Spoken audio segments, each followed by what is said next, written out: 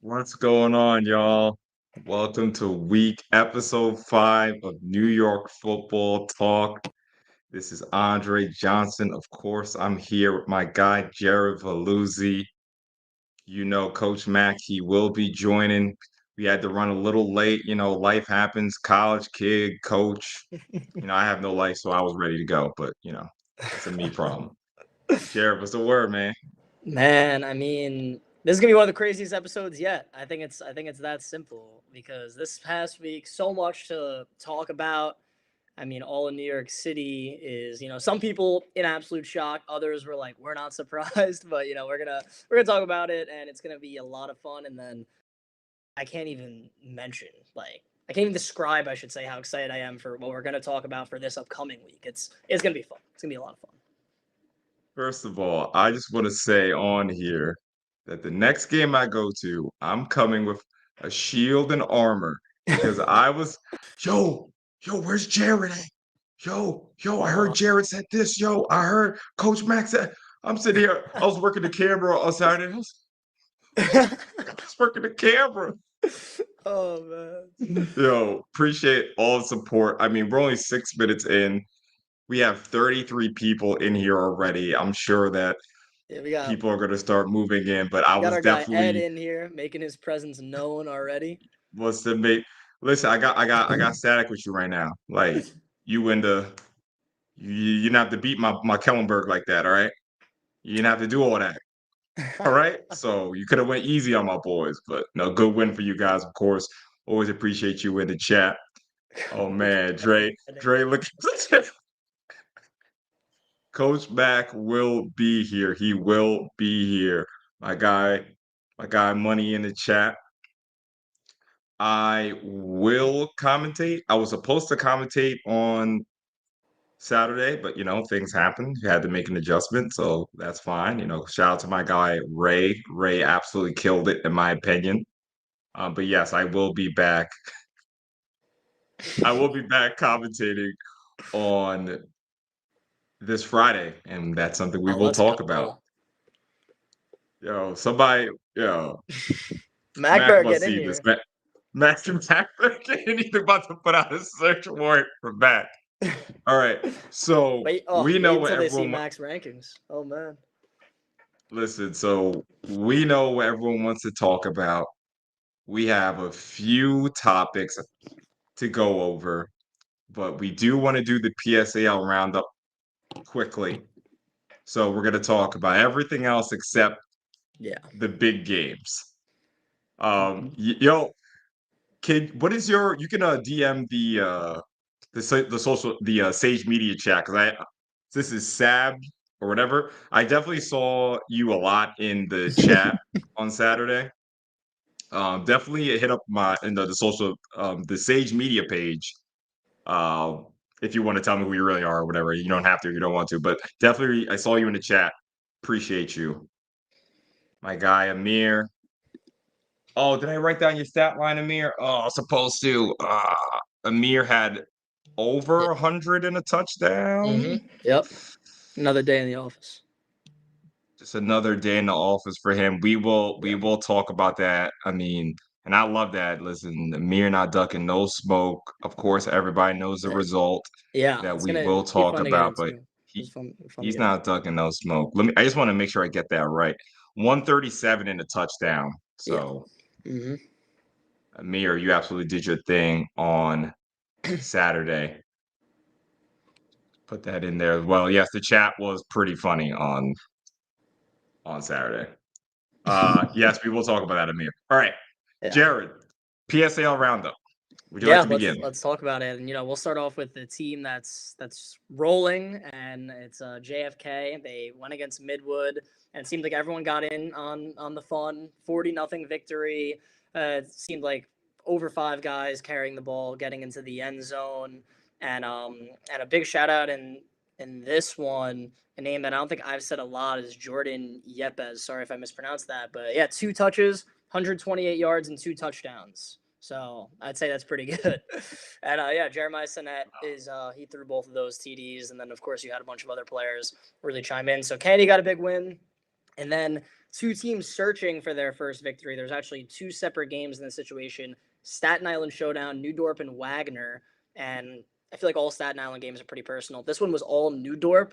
John Rose had, I lost count how many touchdowns. I think 5 or 6 total, passing and running. Really good game. Newdorp beat Wagner. Big win for them. And then South Shore continued rolling. Nick Cyrus had some dumb stat line as usual. 3 touchdowns, over 200 plus yards through the air. Richard Perkins doing his thing. They rolled McKee. We're going to talk about Clinton Eagle in a little bit. I know, Andre, you got a lot to talk about in that one. And how about Madison? They had a couple rough few weeks, but they get the win over New Utrecht. And that was massive for them. I think it was double overtime game between two Brooklyn schools. Absolutely huge for them. 36-28 was the final. And for Madison, Ayman Ali, another name that I hope I'm pronouncing it right. He had to have a big day, the quarterback for Madison. Big game for him. And they get a nice win over New Utrecht after a couple tough losses. So, definitely some impressive wins across the 4A. I'm going to make sure I didn't miss anything else outside of those games, but those were some really good ones. Oh, and Canarsie. How about it? Their first win. That was a big one. 54-14, all Wolfpack.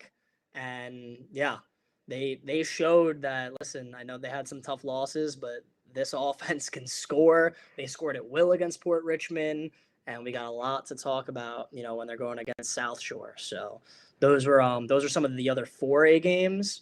And it was all Canarsie, a lot of statement wins, and congratulations to those teams that got their first PSAL victories. No, for sure. I mean, 2 overtime victory is crazy, and for Madison, even though they took that loss to Eagle, you saw how solid defensively they were. So really happy to see Madison get that win.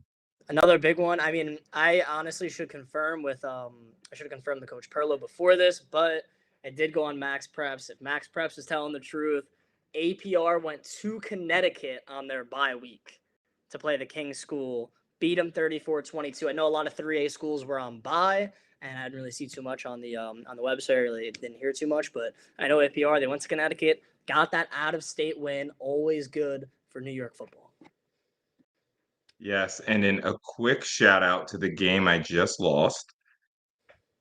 Big shout out to Sheepshead Bay defeating Far Rock 32-0. That was on the road. Far Rock was undefeated. So we still have one unbeaten team has fallen off in the 2A. So definitely want to give a shout out to Coach Dre and all those guys at Sheepshead.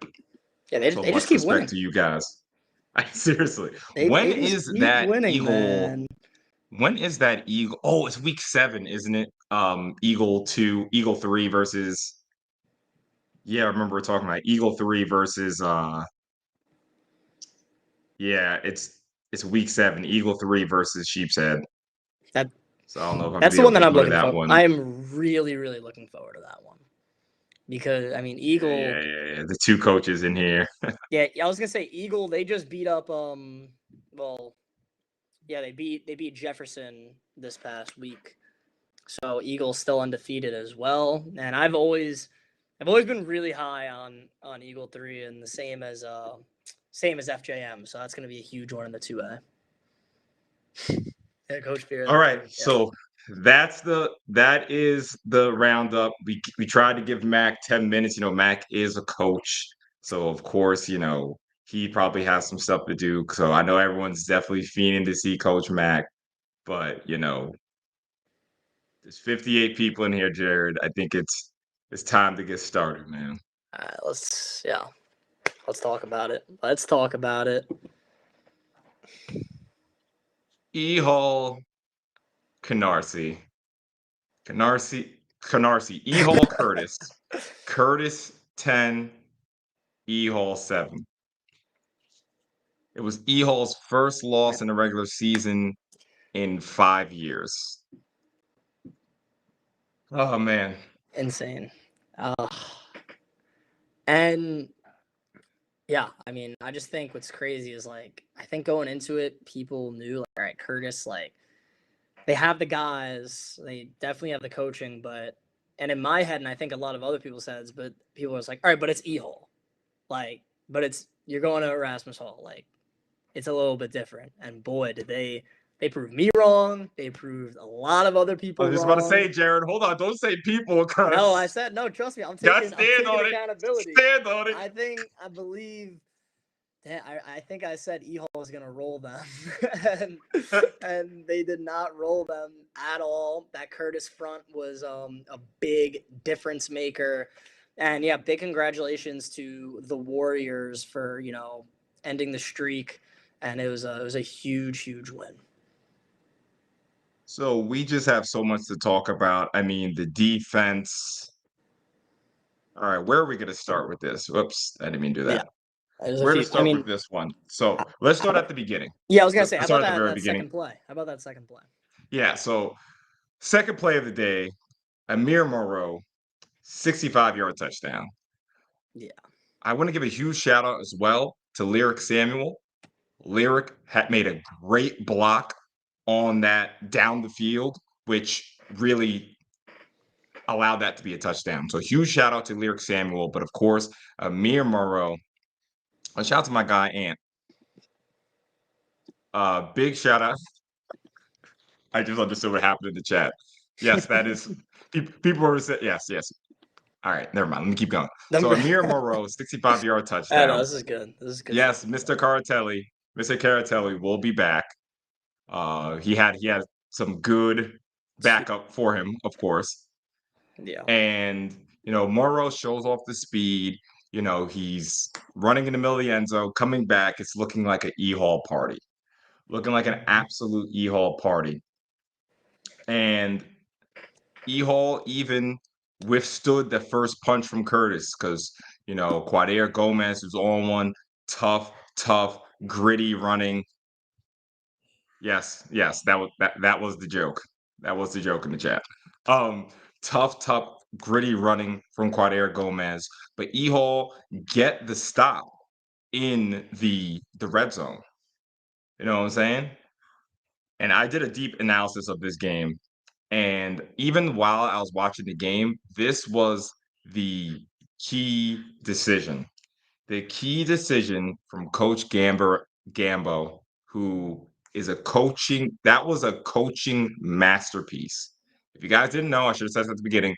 Anthony Caratelli, the usual starting quarterback for Curtis, the super sophomore, could not play. So Mr. Vinny Canzaroni, sorry if I'm saying it wrong, but Vinny, number 10, he came in, did a great job. So what did Gambo say? Gambo said, listen, I know our back's against the wall here. We're all going to come together as a team. We're going to play solid defense, slow this down.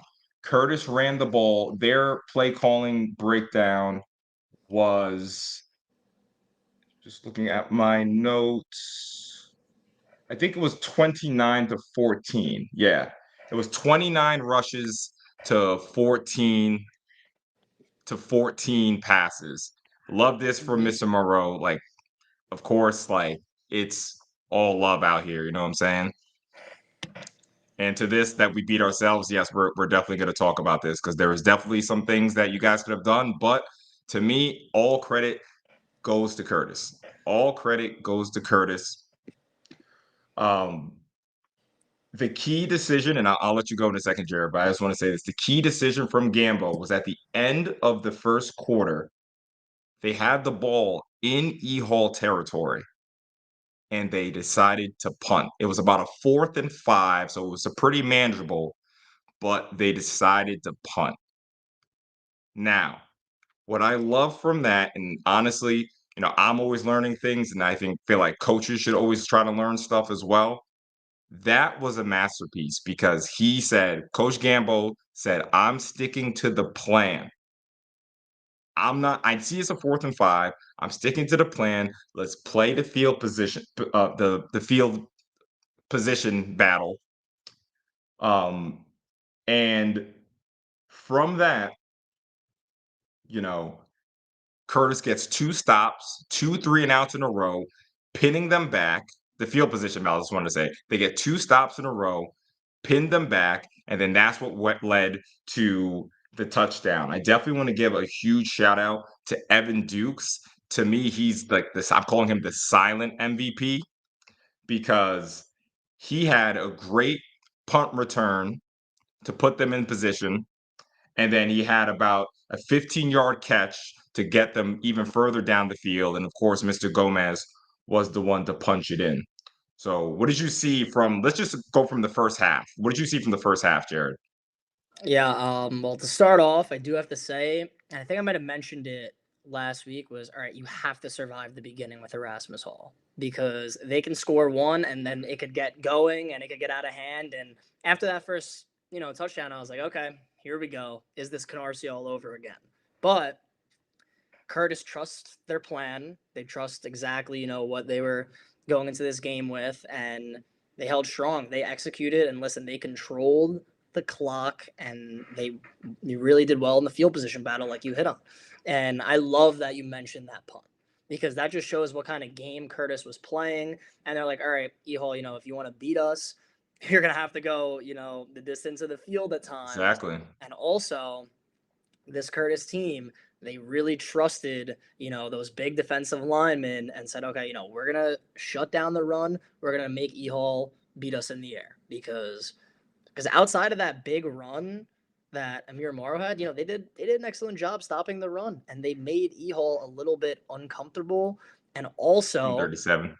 though, against Canarsie, like Justice Murray had that 98-yard rushing touchdown. We know the plays he can make with his feet. He's a very special athlete. Curtis did a good job containing one of the most athletic quarterbacks in the PSAL. Great game planning from that defense.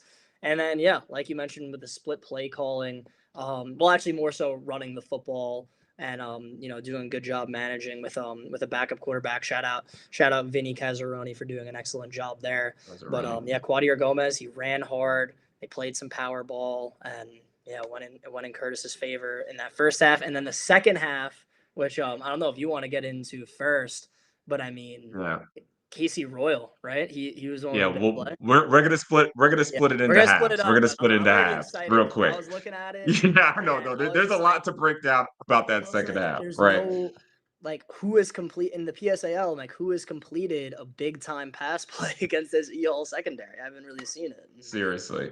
Yeah, So so before we get to the second half, I wrote this down because I want to make sure I shout out all of these guys. First of all, I'm calling him. I know I said Evan Dukes is one of the silent MVPs.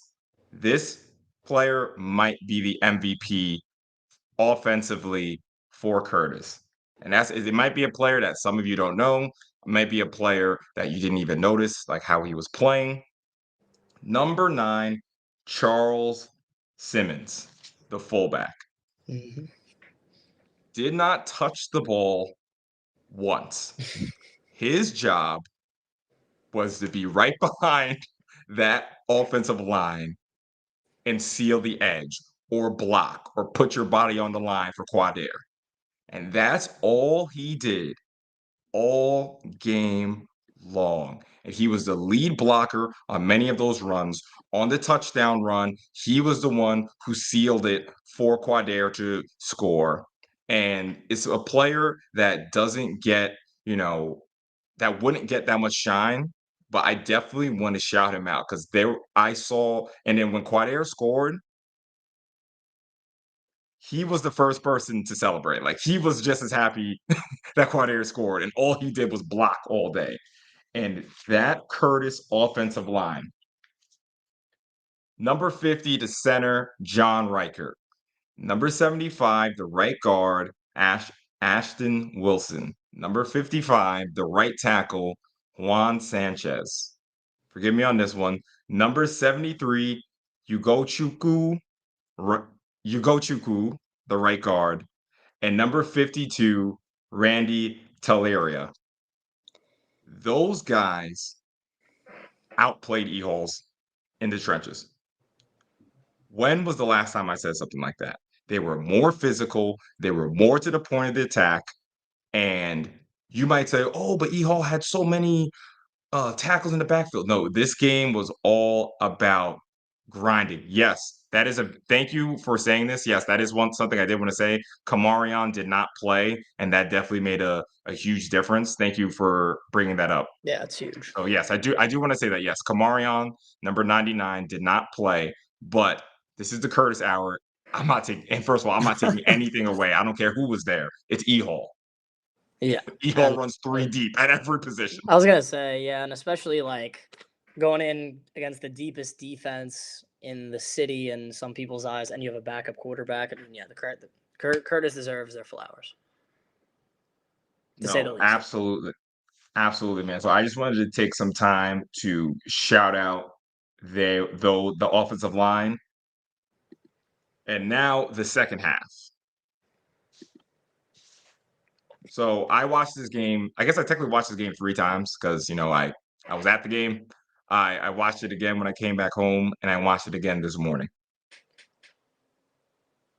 Jared, there were four meaningful possessions in the second half.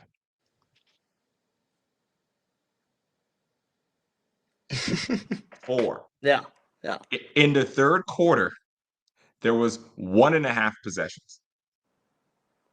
So yes, we are going to get into the E Hall and where they fell short, but I want to put that in perspective because It some flew. people, of course, some people, of course, they'll talk about, okay, like the E Hall play, the E Hall play calling. Should they have thrown the ball more? The mistakes, the penalties, the this, the that.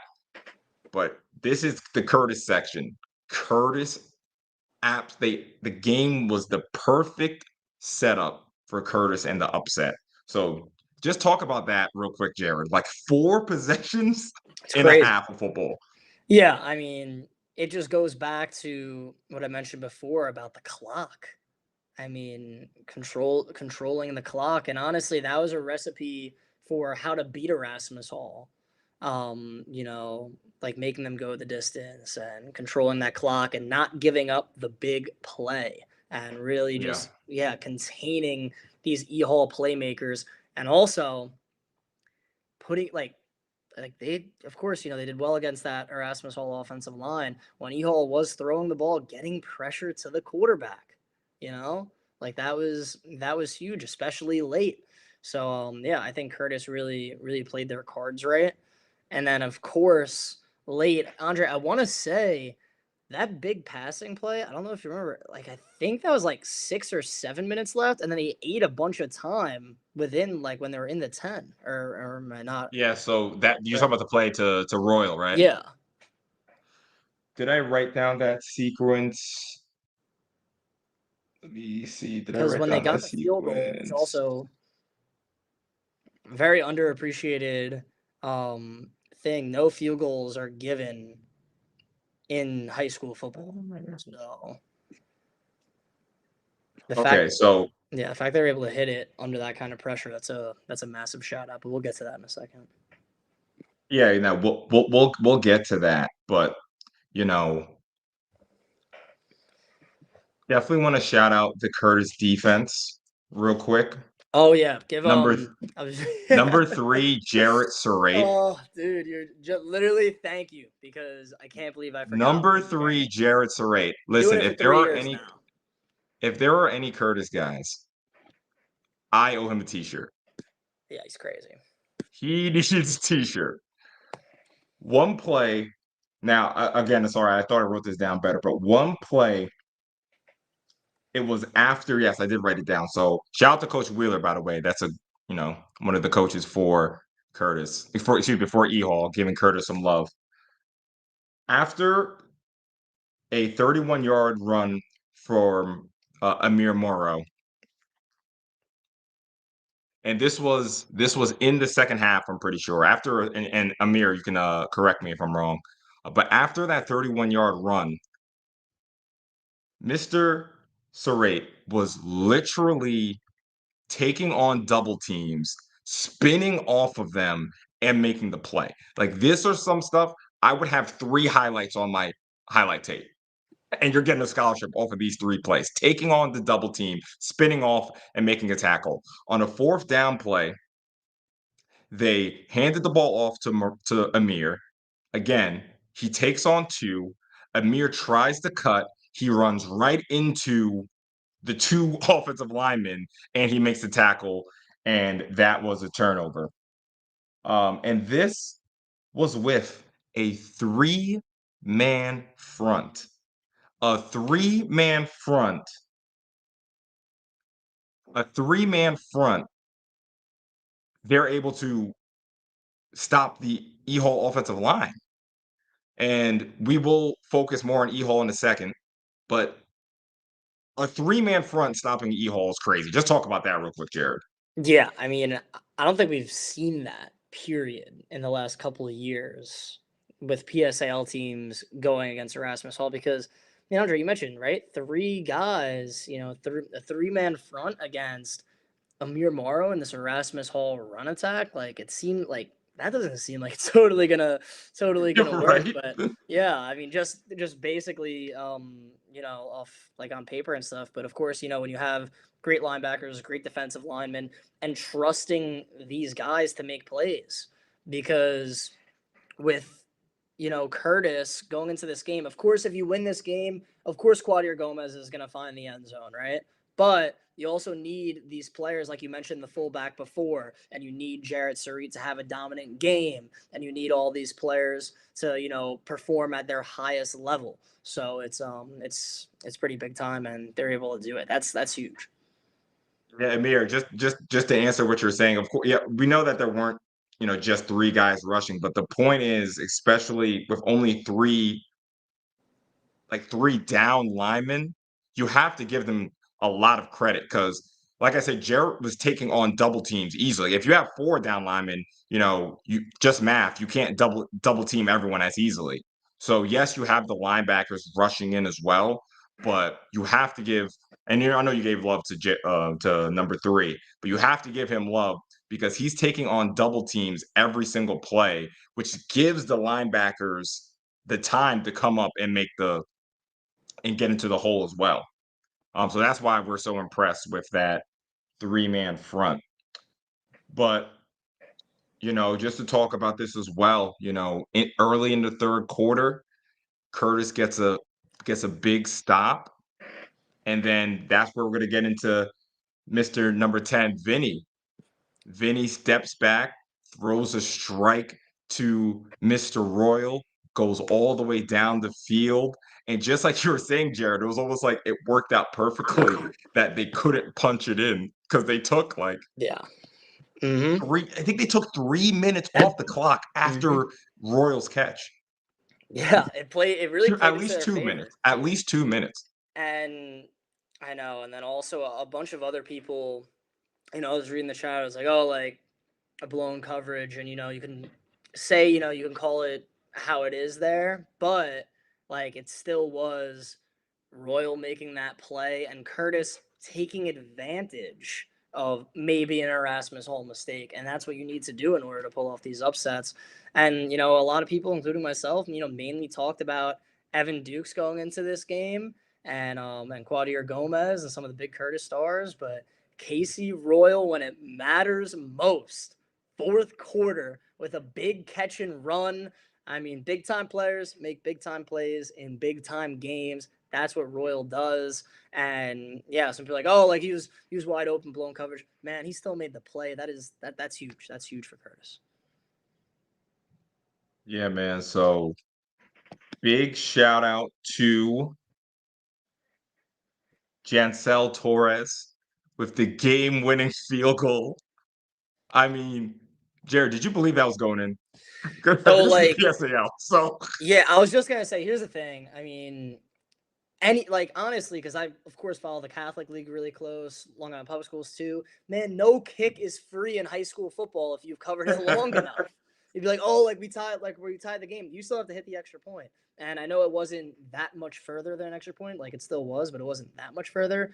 And 7-7, that magnitude, 4th quarter at Erasmus Hall, like the pressure's on. Like it is seriously hard. So I really didn't know if it was gonna go, and he ended up nailing it. And Andre, I do want to, I think, because according to the PSAL site, Did I get it wrong? What's his name? totally gonna butcher this, and I'm really sorry, but Ibrahim Alakasimi. I hope. I'm sorry I didn't get that beforehand.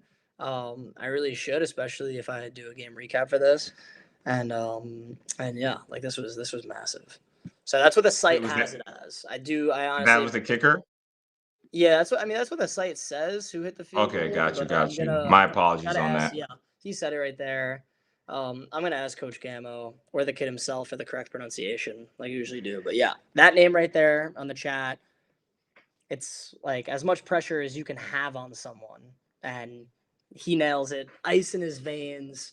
That's a go up 10-7. But hey, Andre, E-Hole had the ball though. They got it back. Yes, and that's where to talk about. Okay, so Yep. yes, now to talk about the game from E-Hall's perspective. And I know people are asking, where's Coach Mack? Coach Mack is on his way. Life I happens. know. So Yeah. he's on his way. Don't worry. Me and Jared could hold it He'll down be for back. now. And yeah, and we'll go back because of course, we have to get Coach Mack's thoughts on this. But E-Hall, man, a couple of E-Hall players, I've seen them saying that we beat ourselves. I mean, even on that drive, two holding penalties on the final drive. And Amir Morrow had about a 30-yard Yeah. run Hmm. that could have been the game right then and there. I think they But win if I think they win if it's on hold. yeah, so saying that E-Hall, hurt themselves is massive. And at the end of that third quarter, another thing to mention is third and short. No, excuse me, at the beginning of the fourth quarter. At the beginning of the fourth quarter, they have the ball, get a stop. Curtis gets a stop on third down, and then it's a third. It would have been a fourth and manageable, maybe a fourth and three. Guess what? Personal foul penalty after the play. They have to punt. What happens Yeah. next? Mr. Royal, 60 yards down the field, right down here Hmm. with the field goal, and that's game over. And this is something where I always say that you have to watch the games because these are like the margins in these games and how, when you're in these top tier matchups, for some of the teams coming up, this is the difference in these top tier matchups. A holding penalty here, a holding penalty there, personal foul here, a personal foul there, a missed block here, a missed block there is the difference between a 5-year streak ending. You know what I'm saying? So Hmm. it just wasn't E Hall's day. And I'm sure everyone has their opinions on the play calling. Speaking on opinions on the play calling, he is here. He is Fellas, he There he you is go. ready. He is fellas, ready for the I takes. apologize, man. I Oh apologize man, for the showing up in late style. show up, man. I apologize. I had some shit going on at the school. I was watching. Wow. Wow. Mac, I don't want to interrupt y'all flow. No, I'm gonna crazy. get in where I hold fit on. in. Two things. One, that looks like a Penn State helmet. Shout out to the Nittany Lions. That's my alma mater. Hold on. Second of all, it's me who needs the helmet. I'm the one who's outside. I'm the one who's in the middle of the fans. Yo, where's Sweet. Mac? Yo, where's Jared?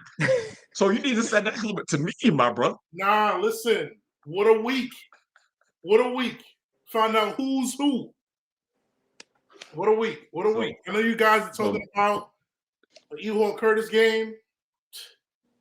Man. so let's just get your synopsis on it because we had pretty much pretty much spent the time just talking about Curtis and we're kind of just you said you heard most of it, right? I heard most of it, yes. Yep. Yeah, yeah. So we're just breaking down, four meaningful possessions in in the second half, which is crazy. Just the masterpiece from Coach Gambo. hunting the ball within E-Hall territory to pin them back, and that's what led to, pretty much both of their scores and all that. And then we just started touching on E-Hall, how, they have a big run from Moreau. They had two big holding penalties on the final drive of the game that pretty much iced it for them. And even before that, when the score was 7-7, you know, they have the ball in the beginning of the fourth quarter, third and short. They don't get it, fourth and very manageable, but then they have a penalty afterwards, which pretty much had the punt, and that led to, the field goal. So Mac, your Yeah, general so thoughts on this game.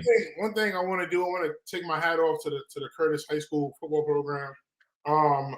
One, to go in that game with their backup QB versus the best Seriously. school in the PSAL football wise. That was amazing. To have that kind of confidence in that kid, and it seemed like they still ran their regular offense. That was impressive. I feel like Erasmus kind of hurt themselves. I was trying to keep track of the penalties and yardage. I think I came up with about 90 yards and penalties, personal fouls, holdings. Wow. It's no way. It's going to be hard to win any game when you're literally beating yourself. They had like a 3rd and 7 or 3rd and 5. Amir breaks up the sideline, and it was a blatant hold. Even from where I watched the stream, They needed the hold, by the way, because those boys was going. It was a blatant hold. I mean, he broke out, but you can literally see the defensive end or outside linebacker holding his hands up, literally like saying, "Yo, this guy's holding." And then the personal fouls, like just getting emotionally caught up in the game, saying stuff. I'm not sure if any like punches or shoves was thrown. But the refs was throwing flags on Erasmus for just dumb personal fouls, man, and that literally killed them. Going down the stretch, I feel like Erasmus had multiple chances on closing the game out, but just kind of getting set back, and not being able to get the first downs that they needed.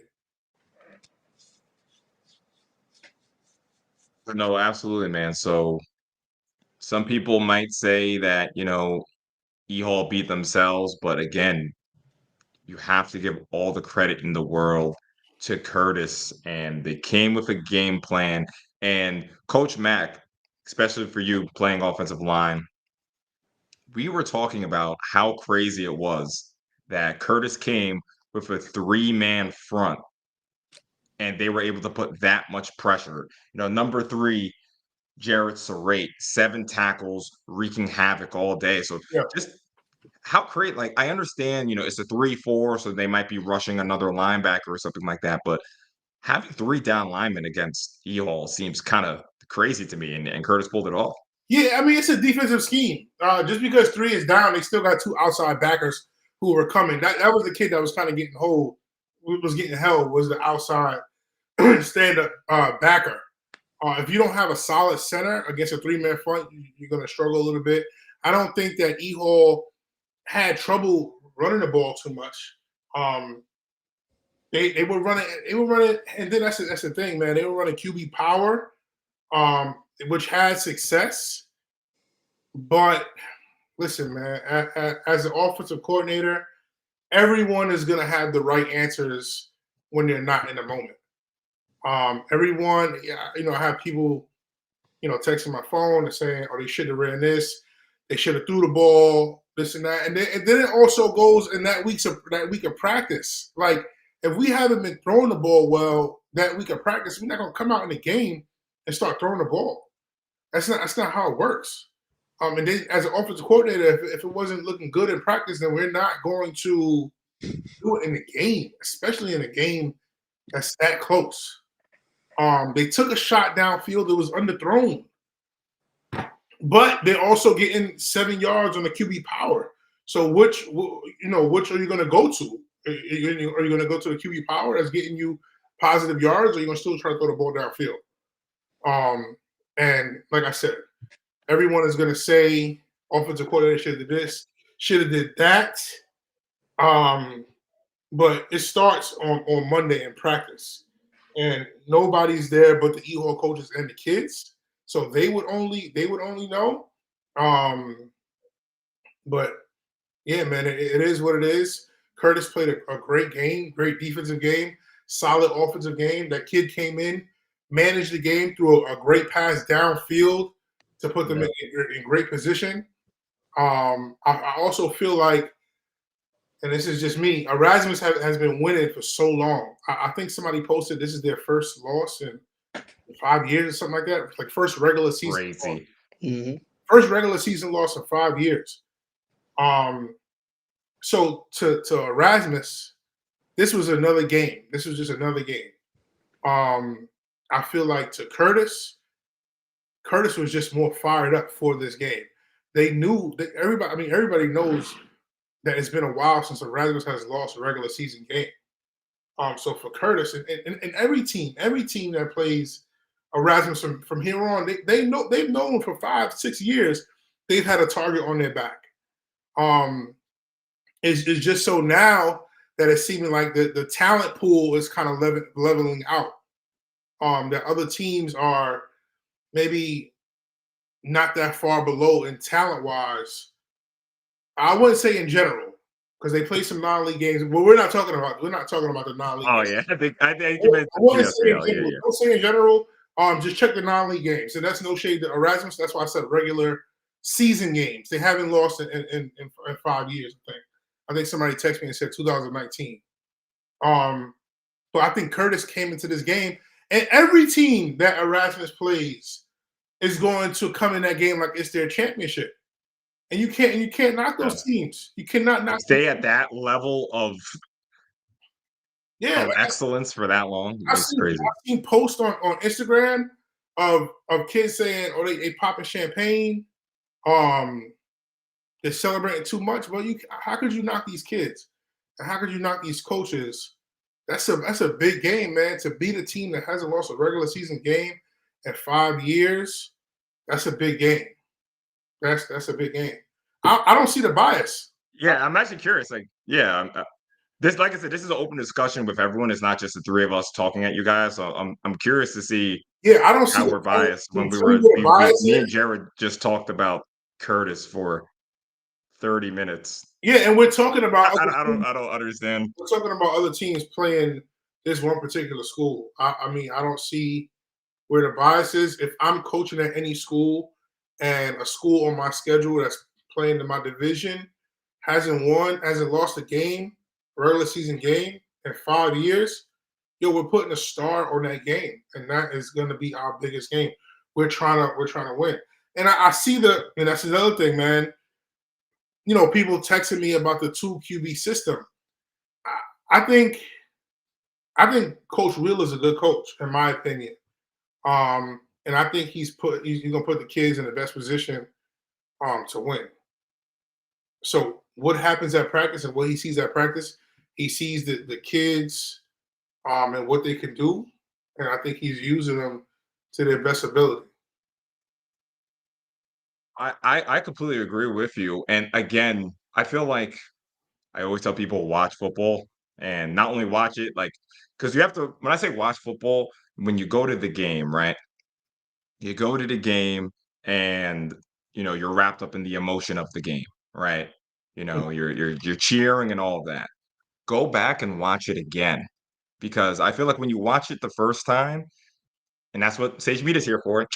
So when you watch it the first time, it looks one way. But then when you watch it again, 4 possessions, Ehall had the ball twice in the second half. So I'm not really that mad at the play calling. It's a grinded out game. Both teams are like, let's try to make this the last possession. Like, we don't want to give it back to them.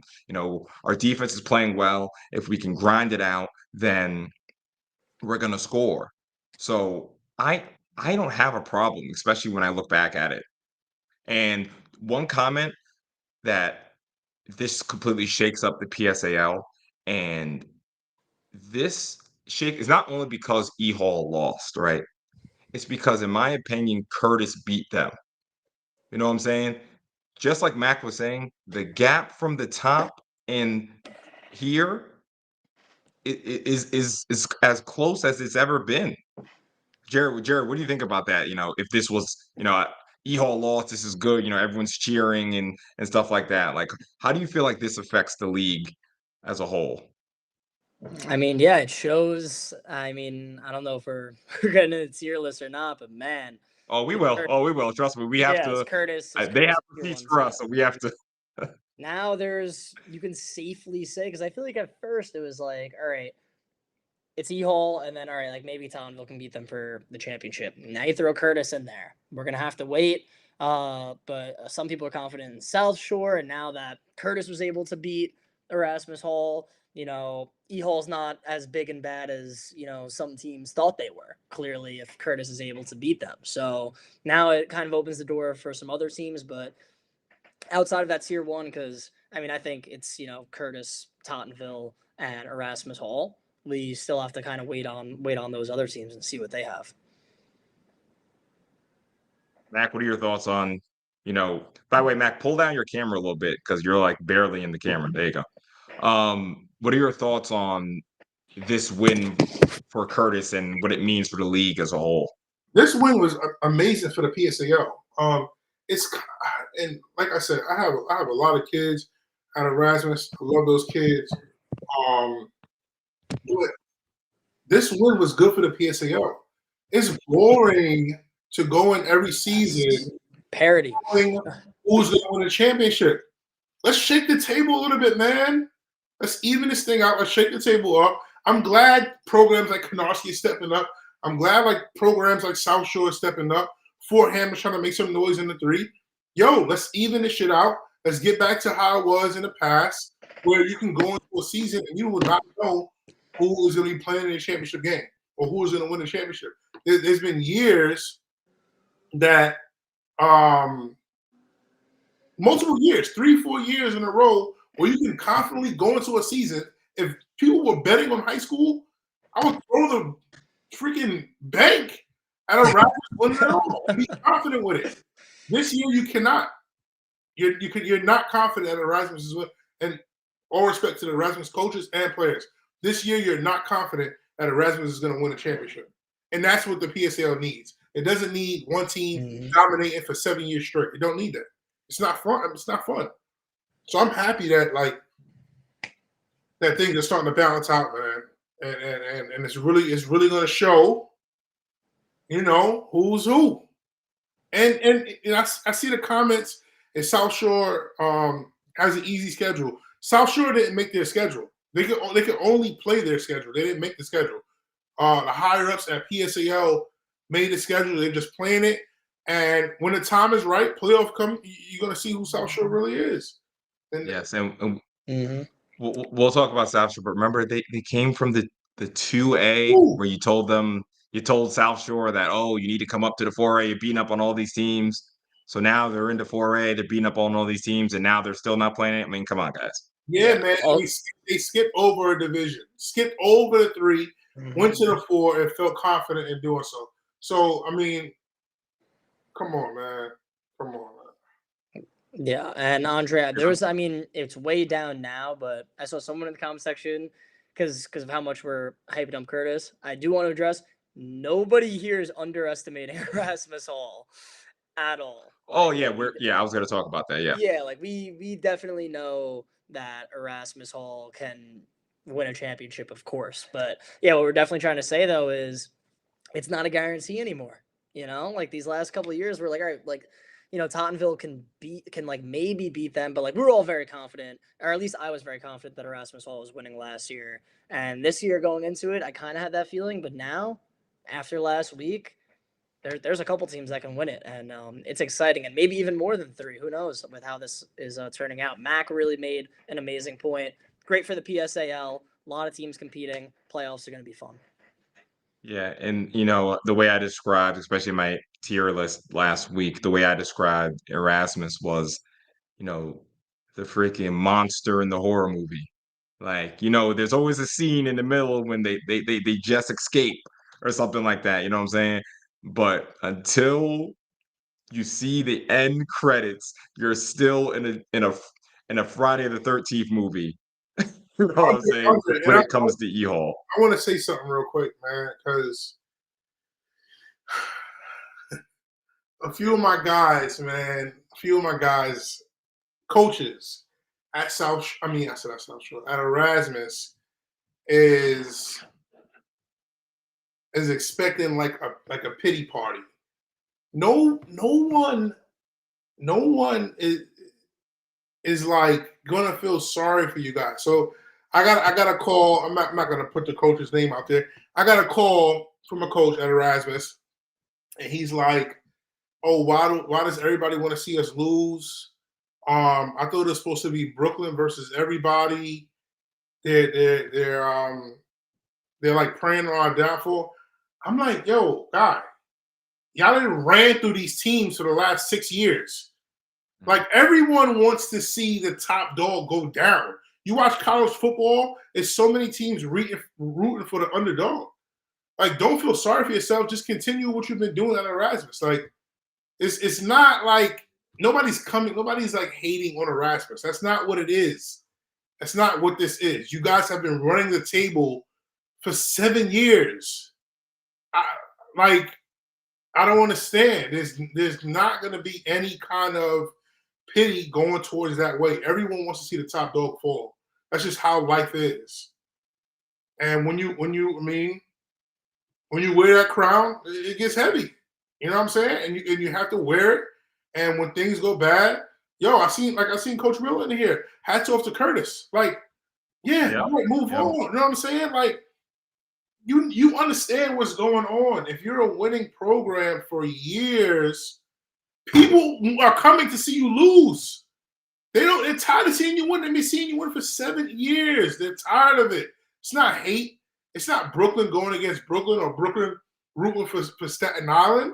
They want to see E-Hall lose. And respectfully so. Like, come on, man. This is how it is, man. That was crazy to me. Like, that's just, and like I said, I have a lot of kids over at Erasmus. Like, they know they've been the top dogs for how long? Youth kids go to Erasmus because they want to ring. They don't even play. Some of the kids go there, they don't even play. But they know if they go there, they're almost guaranteed a ring. Come on, man. Like, it has to be said. Like, it has to be said. It's not anybody against Erasmus. It's just, it is what it is. There's nothing wrong with it. Yeah, and again, I just want to reiterate, like, the nature, right? Of course, it's only one game. We're not overreacting. We're going to show some tier lists, some rankings. E-Hall's still up there. But, it's the nature because, I was thinking, of course, we're going to show our tier list from last week. And I'm walking out that game in my head. I'm like, oh, I'm going to mess the city up because I'm still going to have E-Hall in their own tier. Like, I'm stubborn. So that's what I'm thinking. But then I went to over the edge. Staten Island. We did that shit. Hey, that really sent it over the I edge. need your helmet. I was about to say, I need your helmet. You put them in in my head. So in my head, I'm walking out like, yeah, that's what I'm finna do. But then I went to Staten Island. Saw them boys in purple. Well, they were wearing pink that night, but whoa. And that is what we're about to get into. I know we had to give this grace again. Huge shout out to Curtis. Again, just want to shout out again Quadir Gomez, Vinny, Casey Royal, the offensive standouts. Number 3, Jared Sarate. Number 8, Javon Mitchell. Number 0, Saquon Lawton. Beast. Just about 20 tackles between them. I mean, it's just it was an amazing effort and just an amazing day for Curtis. Guys, any last words on Curtis E. Hall? That's it, man. Yes. Thank you for reminding me. That's my guy right here.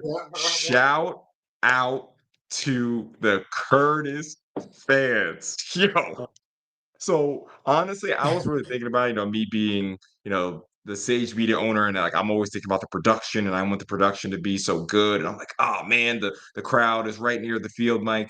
But then I started thinking about it. I was like, you know what? Like that is New York City. You know what I'm saying? The fans talking crazy. Them being almost like a part of the game. And again, some people was like, "Oh, is this game in Staten Island?" No, it was not. It was not in Staten Island. I was just set up in the Curtis section, apparently. And so shout out to the Curtis traveling squad and the parents and the fans because they definitely were a part and willed their team. Yo, facts. Yeah, for sure. Facts. Saw some dude in a white t-shirt going crazy. Yo. So, Oh, all right. So that is, that definitely had to take, a good amount of time to talk about that. I mean, Curtis giving EO their first loss in 5 years. So now, Tottenville 50, Lincoln 34. So I'll be honest, of course we have group chats and everything like that. Me and Mac have been going at it in the group chat when it comes to Abraham Lincoln, where we will definitely do that on here. Where to start with this game? I'll start real quick. Obviously, I was the only one who was there. So the score was 28-20 at half, right? First play of the game, Tyshawn touchdown. First play of the game?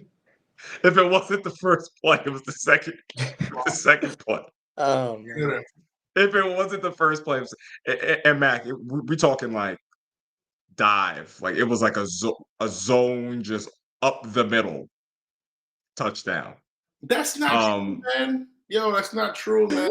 Sorry, bro. I'm looking at the comment. Man. That's not true, man. That's not Wait, what's not true? He said that's not true, man. He said Lincoln has moved the chains team. Yo, I do have a lot of kids. I do have What's Uzzi's team? That's funny. Yeah, no. Yeah, that's not true, man. I do have a lot of kids at Lincoln, but all right, go ahead, Andre. That's not true. Yes. So it was 28. It was 28, not 28-20 at halftime. Lincoln, excuse me, Tottenville was up, and yeah. So my guy E. So it was the second play of the game, and this is off of like a dive, which is just crazy. And I'm pretty sure Lincoln did not score next. Tottenville get the ball. 60-yard touchdown, Corey Brown. Wow. Didn't know that either. Yeah, that's ridiculous. Let me tell you something about Corey Brown, man. I'm taking pictures of him. I was thinking about getting the picture just so I can show you guys. But I'm taking pictures of Corey as he's running up the sideline. And he's running right towards me. I get a nice picture. But then, I'm shooting. And then I just like put down the camera and just look at him for a minute. Because it sounded like that Corey was ripping the ground under him, how fast he was running. Like those speed boost in like Mario Kart or something like that. That's what it looked like. Like he was flying. So I know I say, oh, like let's do a race between XYZ player and SYZ player. Yeah, Corey is the fastest player in this league. There is no doubt about that. But the main thing to talk about in this game is that Lincoln was really in it the whole way, going back and forth with them. Corey Reese, 12 for 20, 217 yards, 3 touchdowns passing, 1 touchdown rushing. It was a sneak. Ja'Kai Paul, 3 touchdowns on 79 yards receiving. 3 touchdowns. My guy Solomon, 5 catches for 125. Should have had a touchdown. We're going to talk about that. But this Tottenville offense, Tyshawn Bent, 22 rushes, 201 yards, and 3 touchdowns. Corey Brown, 187 yards and 2 touchdowns. I mean, Jerry, when you hear numbers like that, I mean, it's ridiculous. Like it really is. All right, we have this special 1-2 punch, and and honestly, Tottenville, they have a great offensive line, at least like with how they've we'll been talk about them, performing. And yeah, I was gonna say, Andre, you can really get into that since you saw them in person.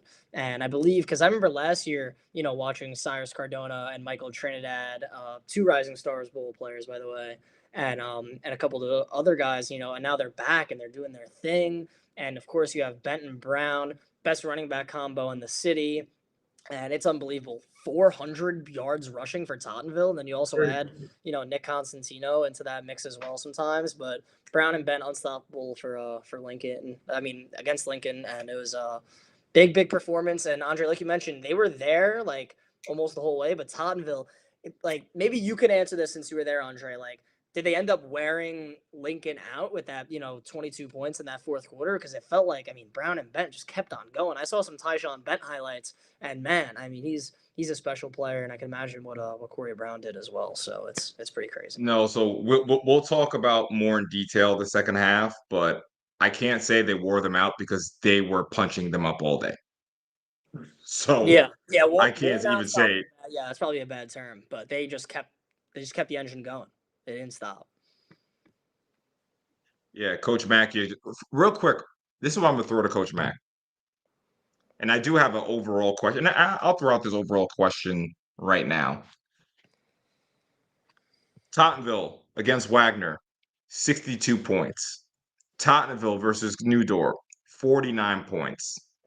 Tottenville versus Port Richmond, 55 points. Tottenville versus Lincoln, 50 points. Now that is insane. Boy, shout out to my guy Christian. Yeah, shout out to Christian Border. Is there any concern that Tottenville is peaking too early? Hell no. No. Hell no. I thought you were gonna. I actually thought you were gonna ask if they were the best offense in the PSAL, which would have been a yes. But they are not peaking right. Like I don't think they're peaking too early. I think they're just gonna keep rolling. So especially if their offense. Where do you go from this? 50. What'd you say, Jared? 50. I said it. If their offensive line, if they just stay healthy, I don't see why they stop. You know what I mean? Like, are they? I have to double check. Maybe we'll go to their max prep, see if they're playing anybody on their bye week. But after this, if they're not, then they get Midwood. They'll put up however many points that they want to against Midwood. Sorry, Midwood. And then then it's E-Hall. Yeah, no disrespect to Midwood there, but. But what are your thoughts on that? Are they peaking too early, Coach Mack? No, they're gonna be fine. Once you have a successful run game, yeah, man, it's gonna be hard to stop. Because they're literally just running the ball right at you. Tottenville's offensive line has been solid for the last I don't even know how many years, man. Like they always have great offensive linemen. It's crazy. I would love to know who's the offensive line coach at Tottenville because it's not even like some years they don't even have big kids some years. And they're still just like got some dogs there. Holy long as hell. Oh my gosh. Yeah, it's gonna be tough, man. When we first started doing the show, I had Tottenville as a favorite before any games were even played. Because I knew the kids that they had. I knew that they had Tyshawn and Corey. I didn't know about this new kid that came up from JV. And then I knew about the offensive line. Michael Trinidad played in the Rising Stars game. Cyrus played in the Rising Stars game. I knew yeah, man, I knew what they had up front. So that told me what I needed to know. And then I knew they had a quarterback who's been starting since a freshman. Yeah.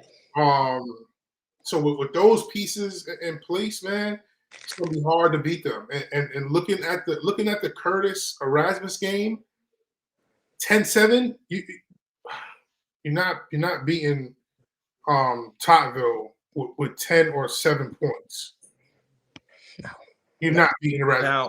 Tottenville was 10 or 7 points. Now there's another side of this, right? So let me start breaking down the game a little more, right? So 28-20 at half. Lincoln could not stop Tottenville, right? The only time they stopped him was shout out to my guy Cayenne. he knocked the ball, forced a fumble from Tyshawn. That was the only time they stopped him, right? And that's when they were able to. It was pretty much a 2-score game the entire way, and then after that fumble, they're able to score and to make it 28-20 going into half. So let's talk about the second half now. In the second half, Tottenville do an onside kick and they recover it, right? So now all the momentum is on Tottenville's side. What does Abraham Lincoln do? They go out and get their first stop of the day, right? Tottenville punts the ball to them and they pinned them back. They were on like the 3 or like the 7-yard line or something like that. Hands it off to Cayenne. Cayenne goes 60 yards up the field, right? On the tackle, Cayenne hits his head, has to come out the game. Yeah. So they're about first and 20. They're about first and 10 on the 20-yard line. Remember, the score is 28-20. Corey gets sacked. He has to go out the game. I think maybe something with his chest. I think he lost his wind. Something. He came back into the game eventually, but he has to go out the game, right? So they have the ball 2nd and 10 or whatever on the 20-yard line. They stall out. Guess what happens next? Tottenville scores. Yeah, it's hard to right? say. So it's important. Excuse me, they didn't score. Excuse me, they did not score because they didn't score in the third quarter. But if Lincoln are able to punch it in there, it's 28-20. Game could have been different. And something else in the first half that I forgot to mention, and this is something I have called this out from Abraham Lincoln earlier in the season, and I'm going to call it out again. These penalties are going to prevent you from going to the championship. These penalties are way too costly. So again, what I forgot to mention in the first half, when they were just 1 score down, Corey throws a perfect pass to Solomon Dekotu in the back of the end zone. Toe tap, touchdown, holding penalty. They don't score. Yeah. Fourth quarter, Jared was asking about the fourth quarter. I actually just had it up. Let me look at it again. So they were down 8 points going into the fourth quarter, and you see the score was 22-14 in that fourth quarter. One of those touchdowns, and I purposely left this out, was a Tyshawn Bent pick six. Wait, Tyshawn playing defense? Tyshawn was playing defense. He play corner? He was playing corner. And I just got off the phone with my guy TYJ. And he was saying that, he was talking to some people and he said that Tyshawn is one of the best corners they have. Word? I didn't really play defense. Wow. That's shocking. I do want to give credit. I see my boy Travis Gamble asked if Tottenville defense is good. I do want to give credit. Yo, the OC at Lincoln, I gotta take my hats off to him. I've seen him coordinate things against STA. Despite the Canarsie game, he coordinated that game amazing. They had so many penalties in that game. Real quick, shout out to Kay. Really appreciate the donation, man. A lot goes on to put this together, so huge shout out to you. Definitely want to make sure we get that in. So go ahead. Sorry to interrupt you. No, you good. Yeah. So I'm just saying, Lincoln's offense. I don't know. I want to see Tottenville play. I haven't got a chance to see Tottenville play this year. I do want to see them play. I don't know how good their defense is, but I do know Lincoln's offense is pretty solid, man.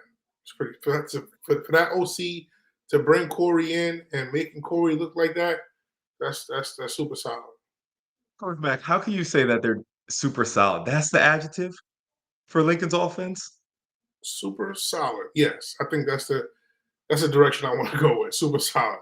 I'm not gonna say they're booming. Like, I'm not gonna sit here and say, they put up points as they should. But to Travis's point, is Tottenville defense good? Have they played a good defense yet? We saw them against Canarsie. Outside of the penalties, Canarsie, it's a solid game. I mean, it wasn't, so. And who do they have next? I don't even see the schedule. Who does Lincoln have next? Let's see. Lincoln has DeWitt Clinton next. So just to read off Clinton's scores, Lincoln scores 30, 36, 38, 34. I mean, I think it's clear I rate Lincoln higher than most people rate them. And there's two reasons. One, the mentality of the team. This group is so together. And, that Canarsie game, they had so much adversity. This Tottenville game, so much adversity. I mean, Tyshawn is on one. And every time it was like they were kind of shell shocked at the beginning. And this is something I wanted to say. This is the first top tier team that had to go play Tottenville, right? We have to see how the adjustments are made the second time they play them. I don't know if this is the same one or if it's a new one, but you see that K is has a super chat rooting for E Hall. Like I said, we're still in a Friday the 13th movie. We have not seen the credits yet. So I'm not ruling E Hall out until the final whistle, honestly. So really appreciate you, K. And Erica, huge shout out. All right. I think you're a Lincoln Yes, mom. yes, I yes, think. yes. Big time. Yeah, so really Awesome. appreciate you. Yeah, I mean, I rate Lincoln really high. I think they are a contender. We're gonna get into the tier list in a minute, but I think they're a top contender. And why I asked the question and brought to you guys, like, do you think Tottenville is peaking too early? And it's just because that defense was giving up a lot of plays. That defense could not remotely stop Cayenne. Like Tyshawn and Corey had more explosive plays, but Cayenne must have averaged 6 to 7 yards a carry himself. Corey threw for 4 touchdowns. One of them gets called back.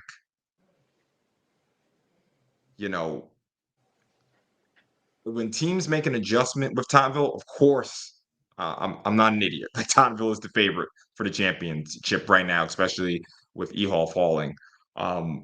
But I really rate this Lincoln team. Jared, I actually haven't heard your thoughts on Lincoln and their season so far.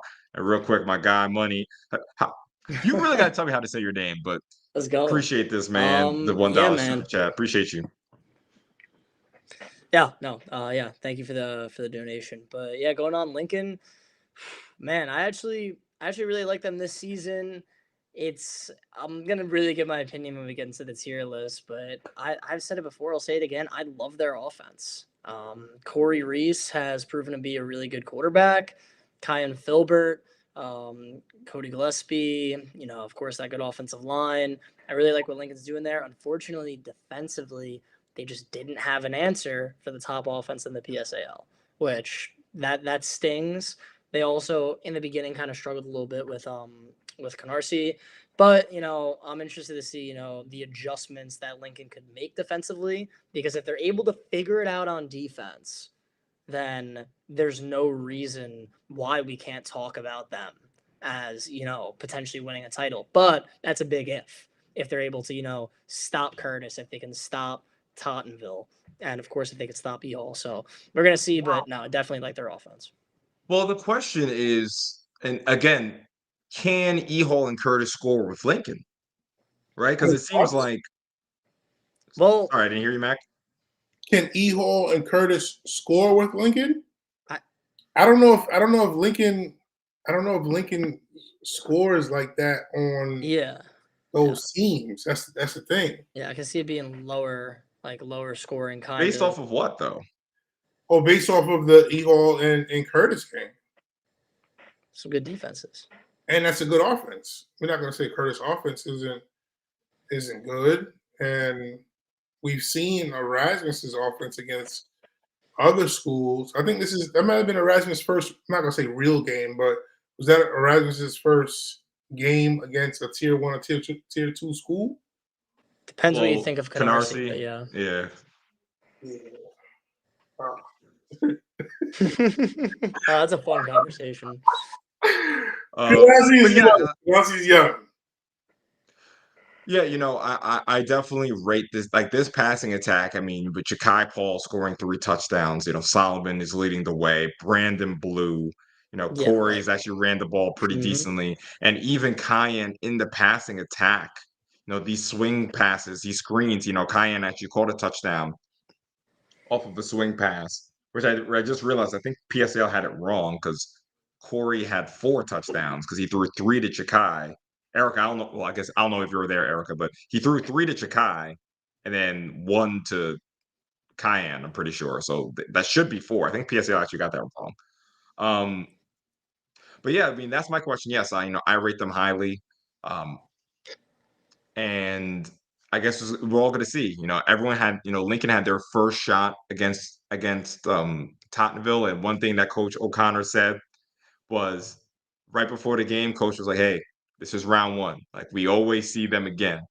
So last year, and another thing he said in the interview that I had with him was that him and Coach always laugh because they swear that whoever wins the first matchup loses the second matchup. So maybe this was the master plan all along I may have to take from that. Coach O'Connor. I said the same thing as well at one point, but I have to take that statement back. Yo, my guy Solomon, you already know the vibes, man. But yes, this is the conversation we're having. That's how I think about these matchups. Is how is it going to look when the teams make an adjustment, and then what are the teams going to do to stop them? Um, So I would say, even arguing on the other side of it, that I guess I would rather have like a solid defensive team, solid running than passing. They always say that defense travels, cold weather game and all of that. So we'll see. And that's the exciting that's what's so exciting about this. And some people say that, some people say, "Oh, I hate the lack of parity in the PSAL," but what is underrated is that we get to see these big matchups twice. So it's awesome to see those adjustments and all that. Um, so any last words on Tottenville? And my last word is Justin McGuire. I do believe that he's going to have to make 2 to 3 big throws in a big game. So that is, and I think he's capable of doing it. I actually would like, he had one pass that like he just missed a deep shot, but that is like my small concern with Tottenville, and it's a very small concern because they are freaking rolling right now. But again, they're gonna have to be able to make a big. He's gonna have to be able to make a big throw, especially when the game gets compressed. What do you guys think about that? Like, will Tottenville have to make an adjustment, or I guess if it's not broke, don't fix it. Oh no, we're not fixing. Not fixing anything. Hand the ball off, toss it, whatever you want to do. Just get it into those kids' hands, man.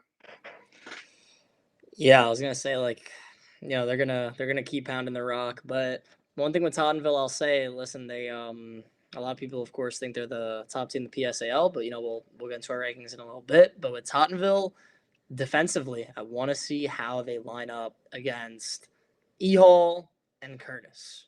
That is going to be huge. So the weekend of 10/25, that's the weekend we're waiting for? Yeah, it's gonna be ridiculous. 10/25 is Hall, Tottenville. In a good way, obviously, in a good way. It's gonna be a lot of fun. Yes. Cool. Just wanted to.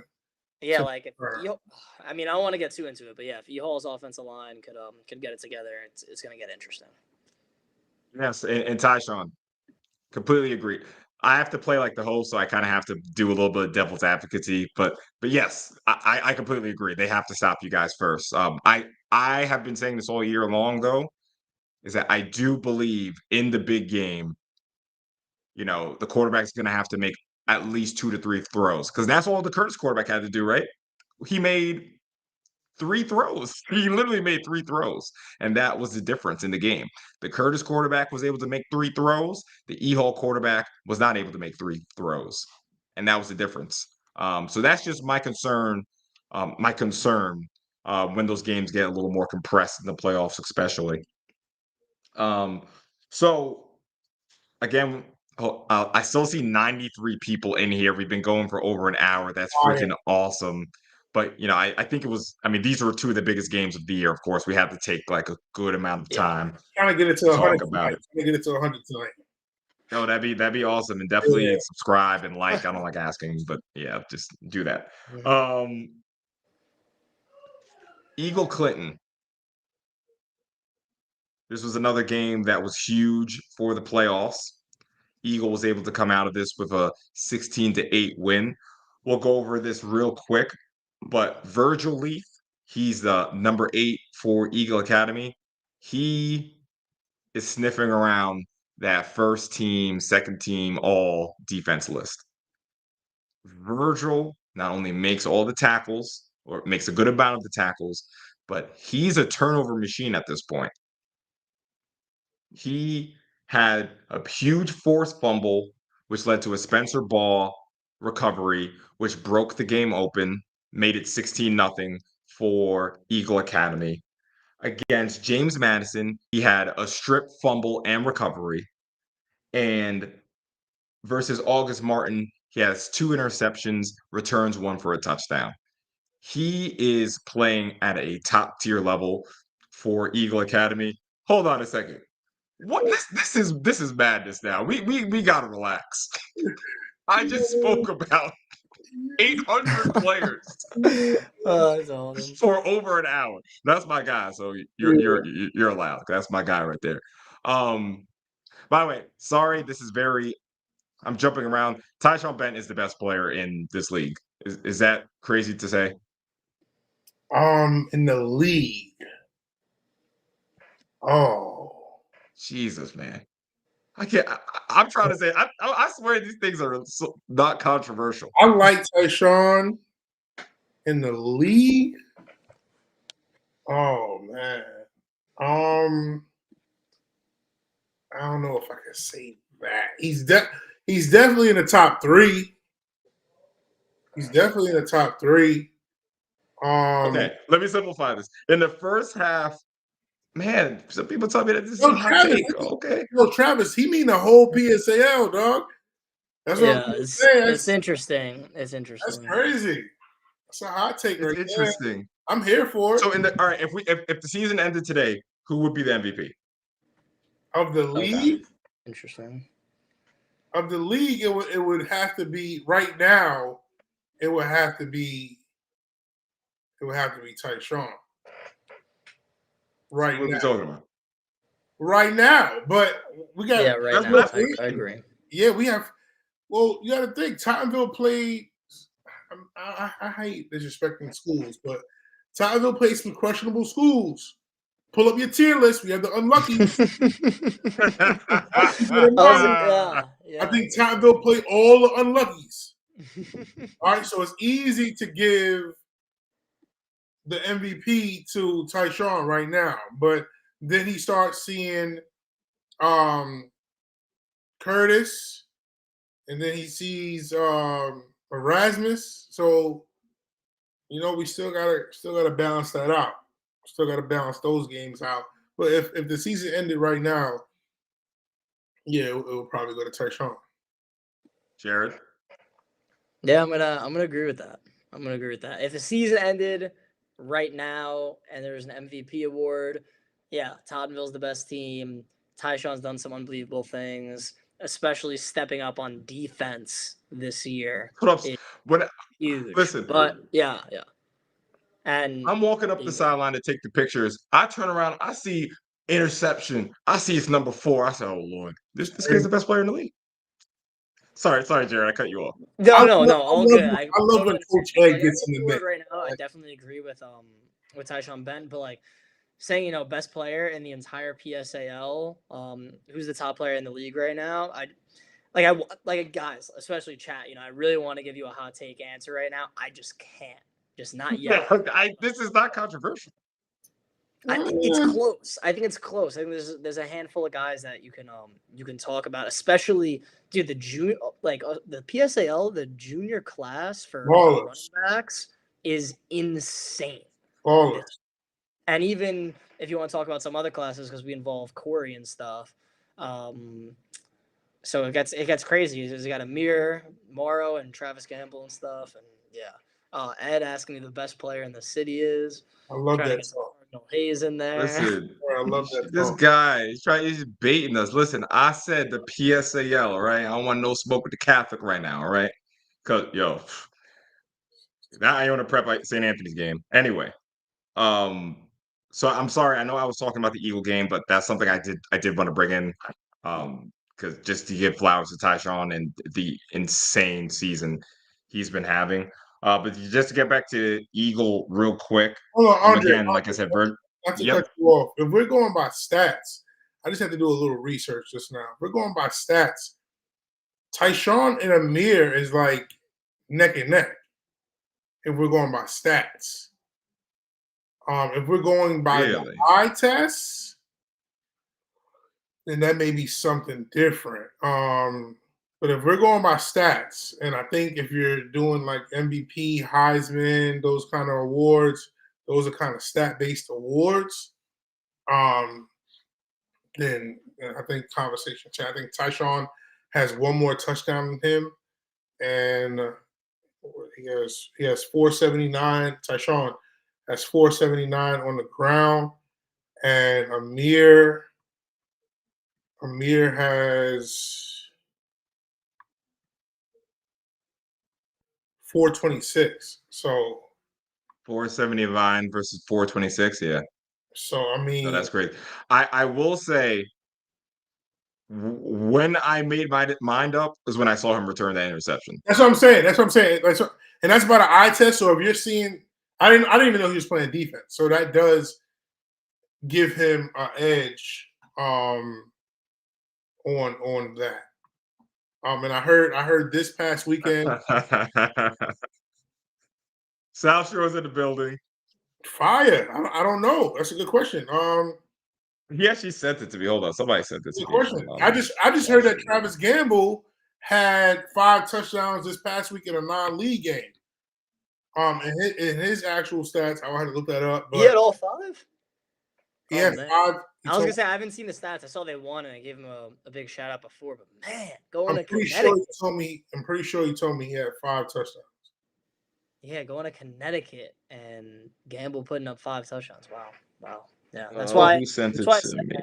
Travis Gamble's in the conversation. This is another thing. Even though Travis is playing, doesn't matter. It doesn't matter. Watch. It does not matter. He has 29 carries, less carries than Tyshawn and Amir, more yards, 563. So yeah, man. If Travis is playing in the 4, there we go. Thank you. What I mean, I don't see much of a difference, and especially with Tottenville playing 3 of the unluckies. Yes, that's my apologies on this. We will finish with Eagle. Andre did that. He had a hot take and it took us on a little tangent. Yeah, that's my apologies. But yes, I do got shout out to Lyle. So Rich Perkins, 15 catches, I think that is, 459 yards, 6 touchdowns, 3 interceptions on defense, and a touchdown. I didn't even know he was playing defense either. Wow. Tyshawn, that's pretty funny. But yeah, my opinion, got to be the MVP. But there's a lot of season to go. So yes, finally back to Eagle. My apology, guys. So who would have thought everyone's is yelling at me to get back to Eagle? I thought I'm the Eagle guy and Mac is the Lincoln guy, right? I thought you didn't want us to talk about those schools, right? Yes. So Eagle. So the game really changed when Tyler Cabasas went out. Tyler Cabasas got hurt, I think, in the first quarter, if I'm not mistaken. He didn't return? And Tyler, say it again? He didn't return? Yeah, correct. He didn't return. Oh man. I don't know the status on Yeah, I'll find out. Tyler, but definitely, he was suffering an injury earlier in the season, so definitely wishing him the best. Definitely. Uh, he was looking very, very solid, and when he went out, it definitely changed. It definitely changed the flow of the game a bit. Definitely in Eagles' favor, but Eagle was completely teeing off all week, all game, calling a lot of blitzes, a lot of tackles in the backfield. Um, Big shout out to Pedro Pinero. He was absolutely excellent. He was pretty much carrying the only offense they had was pretty much Pedro, and he was Wow. carrying them, making very contested catches, had a head tap for the one score in the corner of the end zone, the front corner of the end zone. So Pedro, you just really saw the game. I'm gonna be honest, it was an ugly game. It wasn't close. It was 16-0 early in the second half. But Pedro was still playing his heart out. And shout out to Clinton as well. It's hard to lose a game like that at home. But they kept fighting, kept playing. Ends up scoring with about 30 seconds left in the game or whatever. And it was pretty much over from there. What about the receiver that was open? Yes, that did happen. Can you remind me what the score was when that happened? And are you the receiver? Is that the joke that we're talking about? Yes, there was a missed throw that could have changed the game, but regardless, Eagles defense has been very, very good. If I look at Eagles, let me take a look at Eagles point totals for the season.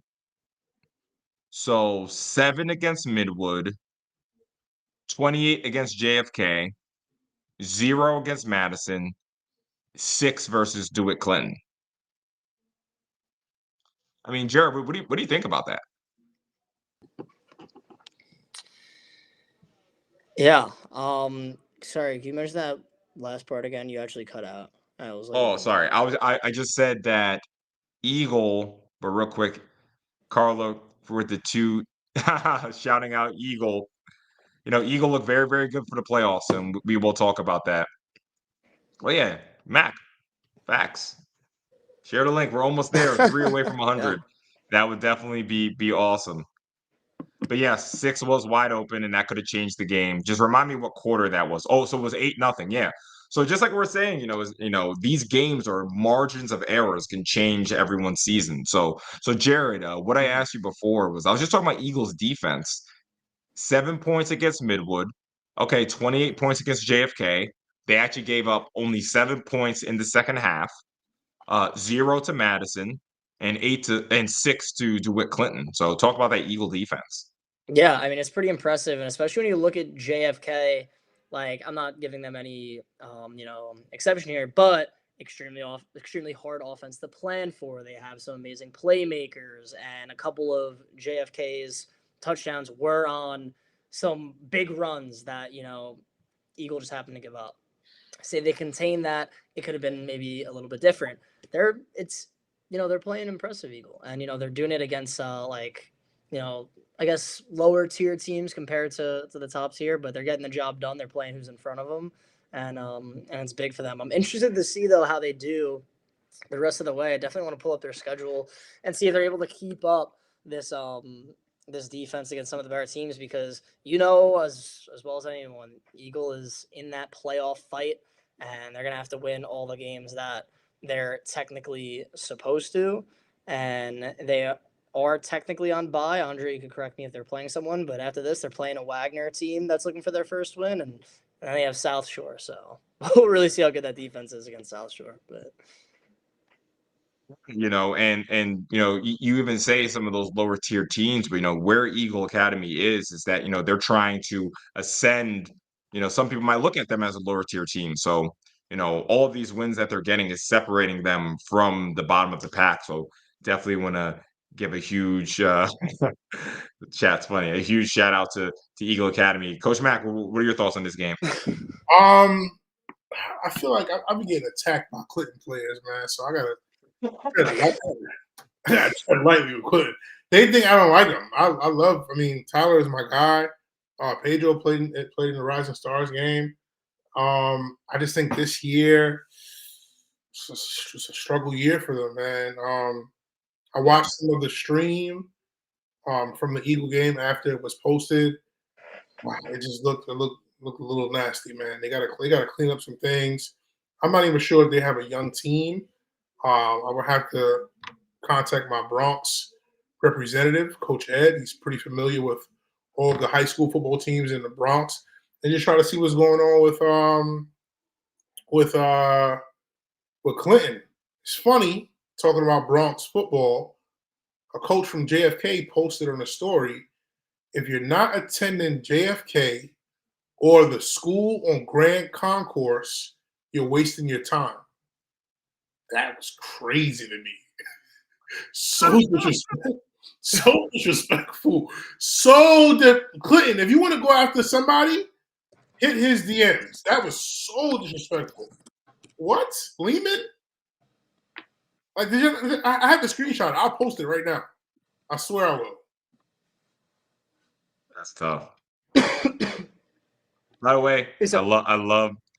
Sorry, were you saying, Jerry? Man. No, I was just gonna say. So he said like it's JFK or Hayes, or you're wasting your time. Oh, you're wasting your time? Oh man, What? No, that's crazy. That's crazy, especially because you look at some of these other Bronx schools, or especially schools in the area. It's up right now. APR's right there.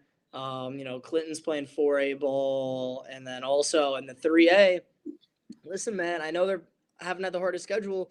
Lehman and Truman are still here. They are still contenders in that division with some elite players. So a lot of good programs there. But hey, man, JFK's playing really, really good football. I like their confidence. We'll see how much, but like, don't let it be cockiness. We'll see how much they can back it up. Yeah, man. So now for the playoffs, Eagle they are at 3 wins. It's 3 wins, right? Is it 3 or 2? Eagle is at 3 wins, yes. So Eagle is at 3-1. Somehow they're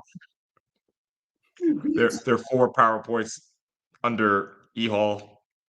No. Anyway, Eagle looked very good for the playoffs. We spoke about how many playoff spots are available. JFK and South Shore are locked in, obviously, and then you have the top 4. So Eagles looking at a 7 seed, and if they can take care of business over the teams that they're supposed to beat, they could get to 5 wins. They have Wagner, they have Utrecht, and I'm not saying that those games are going to be easy, but you would say that Eagle would be favored in those games, and that would bring them to 5. Then, of course, there's rivalry week where they go up against South Shore, and that game's at the Nest. I'm anticipating a whole lot of people at that game. And Coach Ed, I know you asked before, the upcoming game of the week is Canarsie versus South Shore, and we will talk about that. So I know we're running late, so let's move on. Let's review our tier list from last week. This is not going to be the tier list show. We're not going to update our tier list every week or something like that, right? But a lot of people have a lot of things to say, during the week about our tier list or whatever. So let's review Coach Mac's tier list first. Coach Mac, what would you update? Damn, it's changing. If you would update any. Yeah, Curtis is no longer tier 2. I apologize. Shout outs to the castle. Apologize. Gotta apologize sometimes. I think that's really the only move I'm gonna make right now. Yo, Ethan, definitely moving Curtis right away. I apologize. Salute to all them boys at the castle. Other than that, I think we're gonna stay where we are for right now. Yeah, we're gonna stay where we are. So Curtis up to tier 1, and that's pretty much the only change, right? That's pretty much the only change right now. Yeah, everything else pretty much stays the same. Got you. I'll go to mine next. Disrespectful. No, of course. Jared is disrespectful. All I want Yeah, to say, especially everyone in the chat right now and on social media in the comment section. Dre has the best list. Dre has the Oh best my god, list. yo, Andre has the best Jared, list. The other two don't know what they're talking about. yo. I remember that. I I remember that. saw on Instagram, Yes, dude. Everyone was Andre like, is Andre the has the best best list. I list. don't know what you're talking about. Yo, wow, I forgot all about that. You're right. Yes, dude. And I was like, I love Dre, but like, I don't think he has the best list. And Right. hey, man, his list is still good, but Curtis had a little something to say about it. right, Not to listen. go after you, Dre. Not to go after you, but I do First have of- to go at the people in the chat for saying me and Max was way worse. E-Hall in his own tier. You know what I heard? I heard the Curtis coaches took a screenshot of this and put it on all the kids' lockers in their locker room. That's what I heard this week. No. Yeah, man. Yeah. Yeah. Yo. So first of I all, was gonna say probably get some good bulletin board material. my list shook up the PSAL. Without my list, we wouldn't have gotten Saturday. So everyone should say thank you, Andre. Second of all, Coach Mac, the people voted. Okay, They the did. people voted Jared Valluzzi They for did. Andre's list. Yeah. So are you guys going up against the people? Yes. Emphatically so. Yes. Absolutely. I heard we talking nasty on here. Oh man. All right. So yes, Oh, I don't regret boy. any of. I don't. Wait, what are we talking about? All the Oh, they're poor talking in the Richmond chat. kids, all the poor Richmond kids is going to Curtis. Oh God. Oh, come on. Oh my God. Oh, come on. So, do I regret anything? No, I don't regret putting the 5-time running champions in their Standing own on it. list. I would do it again. When I walked out, I was gonna leave them there. I was gonna do it. I was gonna leave them there. Then I saw Tottenville. I said, hell no. There's no way I could do that. So shout out to Coach Gambo and the whole Curtis. Hopefully you guys saw this and you stuck my ugly face on your locker. Hopefully that got you guys excited. That's what we're all here to do. We're just here to talk. That's what I always say. We're just here to talk. You guys are here to play. But of course, I would take E-Hall out of their own tier, drop them back to earth. I'd slide them behind Curtis. I would have Tottenville first, Curtis second, E-Hall third, Lincoln in the top tier still at fourth. So that is my update, and everything else I would keep the same. So Coach Mac, oh excuse me, Jared. We didn't do Jared's yet. Man, I do gotta say, Ed, I am not foul. Come on, I saw his comment. I'm not foul. That's I mean, I could take the heat, man. It's cool. Yeah, I appreciate you, Coach.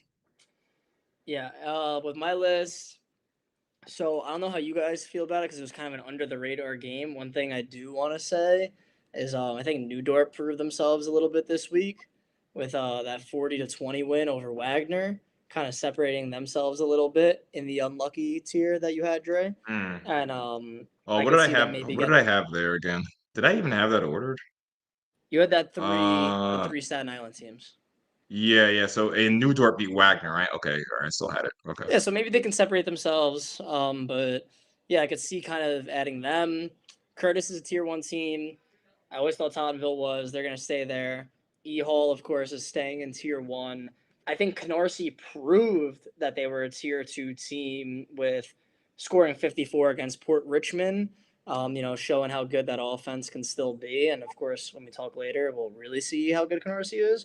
So yeah, I'll keep my tier 2 for now. I guess technically, if I had Clinton above Eagle, if you're going off of order, we switch that. But yeah, I kind of like what I have right now, rankings wise, or tier wise, I should say. So Ed, this one is my list. This one is me. and this one is Jared's. Okay, so you would pretty much, yeah, you would swap Eagle, Clinton, Yeah, and then and you I'd get would New Dorp put in there. Newdorp into tier 3 on yours. Okay, yeah, that makes sense. Yeah, Okay. they're definitely a tier 3 team, and then and yeah, that's what I'd stay with. Do we want to talk about this one real quick? Just really quick because we know we have two more Yeah, subjects to super get to. quick. I was already getting late, but When, what do when, you is guys that thought game? of this one? When is that game? I think it's the first one after the Oh, bye so week. that game is next week. Okay. Yeah, we're gonna see how good Kennedy's offensive line actually is when they take on Curtis, Yeah, and seriously, how good especially this run attack with actually Jarrett is. in there. Yeah. Oh, I knew what you said, but yeah. No, yeah, no, I said except especially with number 3, Jarrett Sarate in there. Yeah, exactly. So Final, it's final score 28-7. 28-7 Curtis. Yeah. Yes. yeah, I was like, it's gonna be a big test. It's gonna be a big test for JFK. I'm not gonna predict That anything this yet, but mhm. it'll be it'll be interesting. It's really gonna show what's up with JFK. Yo, again, Oh, this is and just I just want to say again to all y'all young boys out there, life comes at you fast, man. I was the people's champ last week. Everyone voting Andre's list, and look at me now. yeah. And now I'm on people's freaking lockers or whatever. That's crazy, man. Talking hot. Um, sorry, I didn't mean to put this one up. Um, but I was gonna say about that JFK Curtis matchup is that we saw it last year in the playoffs, and it was very close. And Quadir actually spoke about how that was a lot of motivation for them in the U-Haul game that they got knocked out. So, we'll see. Maybe JFK, they have some get back for themselves. So I did see that Mac already posted this, but just to reveal the move the chains top 10, Mac. You want to break it down? It was all good just a week ago. Um, wow, yeah, man. We kind of had a meeting on this. This is crazy. It's crazy how a team can go from 1 to 3 in just Yeah. a week. From their own tier to 3. Right, from their own tier to 3. Um, Curtis, I think Curtis still stands at 2 because I don't think Curtis is better than Tottenville. So that moves Tottenville up to 1. Curtis goes to 2 because they beat Erasmus, and then Erasmus goes to 3. Lincoln stays where they're at because I don't want to. This makes me sound biased. And in our chats, I go against Lincoln, but when it comes on here, it seems like I'm caping for Lincoln. But I think Lincoln may be a better team than South Shore. I think Lincoln up front is better than South Shore up front. I think I don't even know if South Shore has better skill guys. Both teams have great skill guys. But I just think in the trenches, Lincoln is the better team in the trenches. That's why I have Lincoln over South Shore. Even though Canarsie won by 50 or how much they won by, it was against one of the unluckies. So, with a 1-3, what are they, 1-3 right now? With a 1-3 record, they're at 7. And then we have Randolph, Eagle 2, and 4 Hamilton. Mac, we didn't forget about what you said about APR. But I have to keep What has up. he said about APR? I said something about APR. I say a lot of things. I might have said something. I can't imagine Like saying what? about APR. I All might have. he's put APR in every single list. APR plays Fort Oh, Hamilton coming up. yeah. Yep. Listen, we will be there in some shape or capacity. I'll tell y'all that right now because I'm not missing that one. Right. So, that's a game. That's a game that could possibly bump Fort Ham out, or that's a game that can put APR from 8 to 10, 8 to 9. So that's definitely a game where it's going to be competitive. These next 2 weeks, things are going to start moving. Like rankings, I can see rankings is going to start moving. Kennedy has who next? Who did we say Kennedy has next? Then he has Curtis. Yeah, I think they got a bye maybe, right? Yeah, I think everybody in the 4A Yeah, has. they have a bye. Yeah, everyone has a bye this week or a non-league. Yeah, and then yeah. it's yeah, That's what I'm- so that's going to be a game. You know, yeah. that should be interesting. But yeah, this is the our power rankings right now. APR 28 for Hamilton, 16. All right, you know that's cool. well. I mean, has Hamilton scored anything less than 20 points all season? I don't. They probably haven't, right? I can look that up real quick. They've been putting up some crazy numbers. Yeah, they've been putting up some crazy numbers. 18 for Fort Hamilton. I don't know. Maybe the teams that they've been playing haven't been the best. Oh yeah, no. So they put up. Ooh, I didn't know this. Sorry, I completely got distracted. I didn't realize that this game was this week too. Oh, this game was on Thursday, right? Oh, Brooklyn Tech Lane. I think this is on Thursday, That's a good actually. Wow, what a week. and I'm not sure why it says Fort Hamilton versus boys and girls. It was a forfeit. Forfeited. Yeah, I don't know about that. That's weird. They played though. I'm not bugging. I'm pretty sure I saw. No. They played. They played. So there might be something more into that. Yeah, I wonder what. Ooh, that's not good. All right, I'm gonna look more into that. But yeah, I don't know if APR is keeping Fort Hamilton under 20. I think it's gonna be a shootout personally. Gary, your Oh, thoughts? what? Oh, sorry. Oh man, Are you the T. serious? Yo, The T. I'm gonna text you on that. I know exactly what happened. I know exactly what happened. That's crazy. Ineligible for who? For boys and girls. Boys.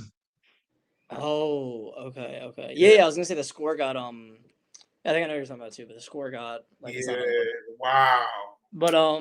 But bro, like Fort Hamilton's they're really, really good. I can't wait for that matchup. It might be the two best players in the 3A. It might be Travis Gamble. and Ethan Seriously. Corley. Some Yeah. people think these are the two best players in the 3A. I might be on that train as well. So it's gonna be a lot of fun. I think it's gonna be a lot of points also. So it's gonna be really entertaining. And when it comes to the top 10, I don't see how you can really debate this. You can't argue in my this. opinion. You can't argue this. I don't think you could argue it. I know some people might want Curtis at 1, but after seeing what Tottenville did, you just can't, in my opinion. Tottenville's that good. I like this top 10. All right. Everybody, I know it's been a long show, and it had to be when a team loses for the first time in 5 years, it has to be a long show. But now, the one that everyone's been waiting for, even over all of these other games. The Battle of the Floss, the Battle of Flatlands, the Schulters Bowl, whatever you want to call it. It's Canarsie versus South Shore. Mac, you want to take this one first, man? Very. I'm tight. I can't make this game. This is gonna be a high emotional game. The social media post and the trolling has started already. I just saw It has begun. I just saw a new one pop up. These guys are yeah, they're worked up. I think this is going to be a great game. I don't think it's going to be a blowout. You know, they have this trophy thing where the trophy goes back and forth from school to school. This is going to be one for the books. I'm pretty sure it's going to be a lot more packed than the Lincoln game when Lincoln played Canarsie. I heard that game was packed. And that was packed. I think this if game, you can't make it in, watch on Sage Media. yeah, definitely. Yeah, if you can't make it in, definitely hit the stream. Yeah, I think both teams evenly match up. Wow. Man, this is tough. Canarsie had trouble guarding Solomon at Lincoln. And we're saying that South Shore may have the best quarterback and maybe top 3 receivers in the league. This is gonna get like super, super interesting. I do think the Canarsie D line is gonna get after it. Um, and then the Schultes, both Schultes. I mean, this is an iconic moment for Jamal for having both his sons playing in the same game and he's coaching. That's super emotional on its own. I'm excited to see this game. I know I'm going to miss it live, but I'm definitely going to cut my phone off. I'm not trying to hear what happened. Kind of want to watch it myself and take it all in, man. That's going to be amazing. Do you have your thoughts? Man, I mean, one thing that you guys highlighted earlier in the show with a couple teams, especially Erasmus Hall, and I hate to start off with this, but I think it's really important for this game, is you can't take penalties when you're trying to beat good teams. You can't take a ton of penalties. Discipline is going to be so important in this game. The emotion building up this week, just from social media, the kids knowing each other, the coaches know, all of it. I mean, the rivalry, how it's back, how packed the crowd's going to be, how unreal the atmosphere is. It is really going to be, who can stay poised, not take that dumb penalty, not get an unsportsmanlike conduct that costs you 15 yards. That's going to be extremely, extremely important in this one. But when we get down to the players aspect, man, I mean, South Shore skills really scares me when it comes to, Canarsie's DBs against South Shore's wide receivers. I don't totally know how well that's going to go for Canarsie, especially with Nick Cyrus throwing the football. I mean, Richard Perkins and Tajay Schulters and Adrian Antoine, I mean, they have all looked like studs. I mean, this is really, really a dangerous offense. But how is that South Shore offensive line going to do against those really good and really talented Canarsie D linemen? If Canarsie wants to win, I don't think it's rocket science. That defensive line has to get to Cyrus. They have to be able to control the line of scrimmage and really get through those South Shore offensive linemen. And then on offense, South Shore's defense hasn't totally been truly tested, in my opinion. I don't think they've seen someone like Josiah Brown and Samaje Lowe and Naeem Cooper. So that's going to be a whole other thing in itself. I think Canarsie scores. Honestly, I think both teams score in this one. And when it comes to just like the fun, the atmosphere, and a true like rivalry, and especially like all the storylines, like Max said with like the Schulters, some people calling it the mini Schulters Bowl. I mean, this is unbelievable. This is what New York City football is about. I don't know if you're gonna get a better game, and of course, not everyone can make it out to the Floss on Friday night. I know what I'm doing. I got it on my big TV with Sage Media. So everyone, please do that phone or whatever, because there's really no way you can miss the Battle of the Floss. This is going to be a special one. I just feel like we've been talking about this game since like the summertime. Like it's just I been know, literally. so long. Circled. Friday night. And honestly, I didn't really understand. Of course, I understood the impact, but I'm just looking at Tottenville E Hall. I'm like, yeah, that's the game. Like, I'm like, dang, is that even the top game? Like, this might be the top game on. I'll pull up the list real quick. Yeah, Canarsie South Shore, I think, is the most anticipated game on this list. Yeah, Andre, it might Which be. is And another thing I want to say really, really quick, man, is, dude, Rich Perkins is heating up right now at the right time, looking like one of the best players in the PSAL. Let's not forget that his freshman and sophomore year, he was tearing it up with Canarsie. Like, it's these kind of storylines that make this so special. He's returning back to go against old teammates, coaches, all that stuff, because in his old school, like, he was one of those dudes on Canarsie that went to the semifinals, went to the championship. He was a stud receiver on that special 2022 Canarsie team.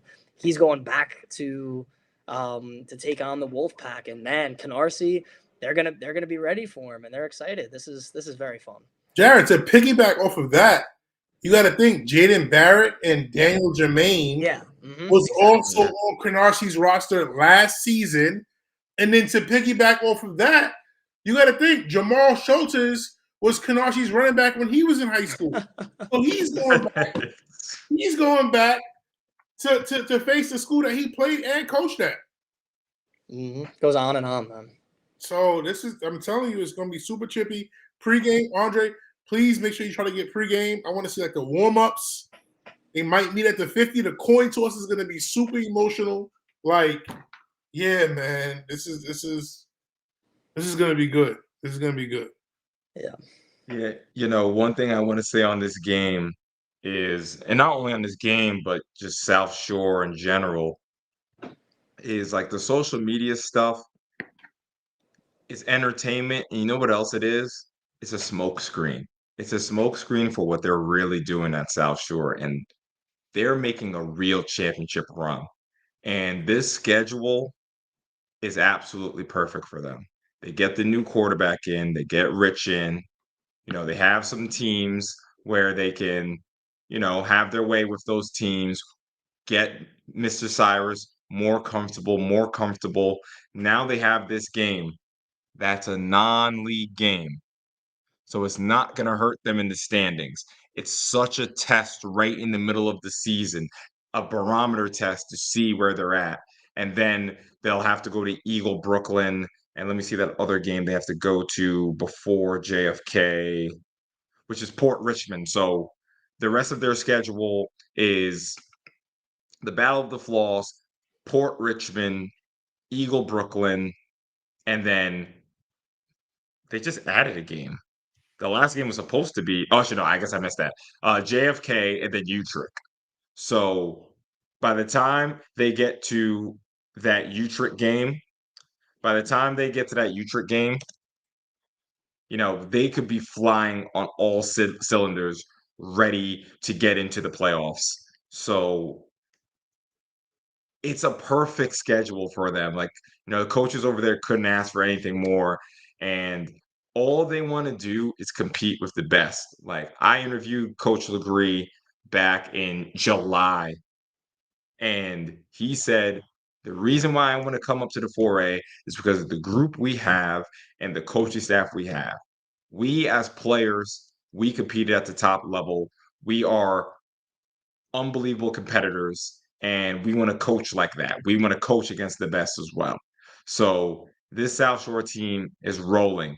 And on the Canarsie side, again, we got to see how the battle in the trenches, just like you guys were saying, who's going to win that? And another thing, Josiah Brown is going to do something. He's going to shake the room. How are you going to respond to that if you're South Shore? South Shore people might be in the chat. Oh, he's not going to do anything. Josiah Brown is one of those guys. I think he's one of those guys that shines on the big stage as well. How are they going to react the first time they get rattled? So that's the kind of things I'm looking for. And I absolutely can't wait to live stream this one. I will definitely be on the commentary. Can't wait. Final words from you guys on this? Can't wait to watch it back, man. Can't wait to watch this game back, and see the play from all of these kids. It's going to be amazing.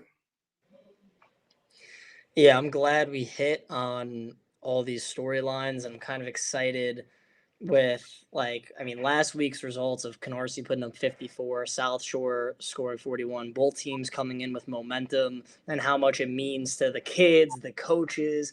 Honestly, the kids in the school in general that are all going to be at the game, alumni. It doesn't get better than this. Cancel your plans. It's Canarsie, South Shore. I absolutely can't wait. All right, guys. We appreciate you guys. This is a 2-hour show. This is definitely the longest one we've done, right? For sure. Yeah, I think it's got to be. There was just so much to talk about. And I really appreciate, we still have 88 people in here. Really appreciate everyone for sticking on. This rivalry week will be like this as well, I think. week 7. Yeah, for sure. Ha ha Agreeing ha. Yeah. It's time. It's time, man. Yeah. It is time. Yeah. Hey, man. I can only imagine what the floss is going to look like. Again, look back at the live stream from the first game. There were just under 600 people watching live, and there's just under 600 people watching live.